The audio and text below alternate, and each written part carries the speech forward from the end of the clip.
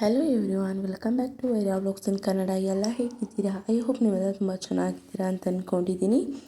ನಾನು ಸಹಿತ ತುಂಬಾ ಚೆನ್ನಾಗಿದ್ದೀನಿ. ಶ್ರೇಷ್ಠ ಎಂದರೆ ಸಾಕು ಸೀರಿಯಲ್ ಪ್ರೇಮಿಗಳಿಗೆ ಭಾಗ್ಯಲಕ್ಷ್ಮಿ ಸೀರಿಯಲ್ ವಿಲನ್ ಕಣ್ಣೆದುರು ಬರ್ತಾಳೆ. ಸದ್ಯ ಶ್ರೇಷ್ಠ ಮತ್ತು ತಾಂಡವ್ ಮದುವೆ ನಡೆಯುತ್ತಿದೆ. ಯಾವುದೇ ಕಾರಣಕ್ಕೂ ಈ ಮದುವೆ ನಿಲ್ಲಿಸಬಾರದು ಎಂದು ಶತಪ್ರಯತ್ನ ಮಾಡ್ತಿದ್ದಾಳೆ ಶ್ರೇಷ್ಠ. ಆದರೆ ಈ ಶ್ರೇಷ್ಠಳಿಗೆ ಬುದ್ಧಿ ಕಲಿಸಲು ಭಾಗ್ಯ ತಯಾರಾಗಿದ್ದರು. ಈಕೆ ಮದುವೆ ಆಗ್ತಿರೋದು ತನ್ನದೇ ಗಂಡನ ಜೊತೆ ಎನ್ನುವ ಸತ್ಯ ಅವಳಿಗೆ ಗೊತ್ತಿಲ್ಲ. ಇದೀಗ ಮದುವೆ ನಿಲ್ಲಿಸಲು ಕುಸುಮ ಮತ್ತು ಪೂಜಾ ಹೋಗಿದ್ದಾರೆ. ಇನ್ನೇನು ತಾಳಿ ಕಟ್ಟಬೇಕು ಎನ್ನುವಷ್ಟರಲ್ಲಿಯೇ ಟ್ರ್ಯಾಕ್ಟರ್ನಲ್ಲಿ ಇವರಿಬ್ಬರು ಎಂಟ್ರಿ ಆಗಿದ್ದು ಮದುವೆಯನ್ನು ನಿಲ್ಲಿಸಿದ್ದಾರೆ. ಇದೀಗ ಕಲರ್ಸ್ ಕನ್ನಡ ವಾಹಿನಿಯ ಅನುಬಂಧ ಅವಾರ್ಡ್ಸ್ ಸದ್ದು ಜೋರಾಗಿದೆ. ಇದರಲ್ಲಿ ಶ್ರೇಷ್ಠ ಜನಮೆಚ್ಚಿದ ಮಂತಾರೆ ಅವಾರ್ಡ್ಗೆ ನಾಮಿನೇಟ್ ಆಗಿದ್ದಾರೆ. ಈ ಸಂದರ್ಭದಲ್ಲಿ ಮಾಧ್ಯಮಗಳ ಜೊತೆ ಕೆಲವೊಂದು ವಿಷಯಗಳನ್ನು ಶ್ರೇಷ್ಠ ಹಂಚಿಕೊಂಡಿದ್ದಾರೆ. ಅಂದಹಾಗೆ ಶ್ರೇಷ್ಠ ಪಾತ್ರಧಾರಿಯ ಹೆಸರು ಕಾವ್ಯ ಗೌಡ. ಇವರು 5 ವರ್ಷ ತೆಲುಗು ಧಾರಾವಾಹಿಯಲ್ಲಿ ನಾಯಕಿ ಪಾತ್ರದಲ್ಲಿ ನಟಿಸಿದ್ದಾರೆ. ಬೆಂಗಳೂರು ಮೂಲದ ಕಾವ್ಯ ಭಾಗ್ಯಲಕ್ಷ್ಮಿ ಧಾರಾವಾಹಿಯಲ್ಲಿ ವಿಲನ್ ರೋಲ್ ಮೂಲಕ ಮನೆ ಮಾತಾಗಿದ್ದಾರೆ. 3 ವರ್ಷಗಳ ಹಿಂದೆ ಉದಯ ಟಿವಿಯಲ್ಲಿ ಮೂಡಿಬಂದ ದೇವಯಾನಿ ಧಾರಾವಾಹಿಯಲ್ಲಿ ನಟಿಸಿದರು. ವಿಜಯ ರಾಘವೇಂದ್ರ ನಟನೆಯ ರಿಂಗ್ ರಿಂಗ್ ರೋಸ್ ಎಂಬ ಸಿನಿಮಾಗೂ ಇವರು ನಟಿಸಿದ್ದಾರೆ. ಇದಕ್ಕೂ ಮುನ್ನ ಜೀ ಕನ್ನಡ ವಾಹಿನಿಯ ಮಿಸ್ಟರ್ ಅಂಡ್ ಮಿಸಸ್ ರಂಗೇಗೌಡ ಧಾರಾವಾಹಿಯಲ್ಲಿ ಲೀಡ್ ಆಗಿ 100 ಎಪಿಸೋಡ್ ನಟಿಸಿದ್ದರು. ಆಮೇಲೆ ಸೀರಿಯಲ್ ಬಿಟ್ಟಿದ್ದರು. ಆದರೆ ಈಗ ಭಾಗ್ಯಲಕ್ಷ್ಮಿ ಸೀರಿಯಲ್ ಯಾವ ರೀತಿ ಟರ್ನ್ ತೆಗೆದುಕೊಳ್ಳುತ್ತದೆ ಎನ್ನುವುದನ್ನು ಕಾದು ನೋಡಬೇಕಾಗಿದೆ.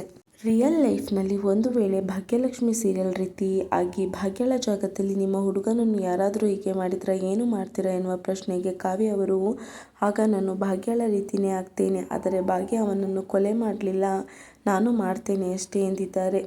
ಕೊನೆಗೂ ರಿಯಲ್ ಲೈಫ್ನಲ್ಲಿ ಯಾರೂ ಶ್ರೇಷ್ಠಳ ರೀತಿ ಆಗಬೇಡಿ ಎಂದು ಕಿವಿ ಮಾತು ಹೇಳ್ತಿದ್ದಾರೆ.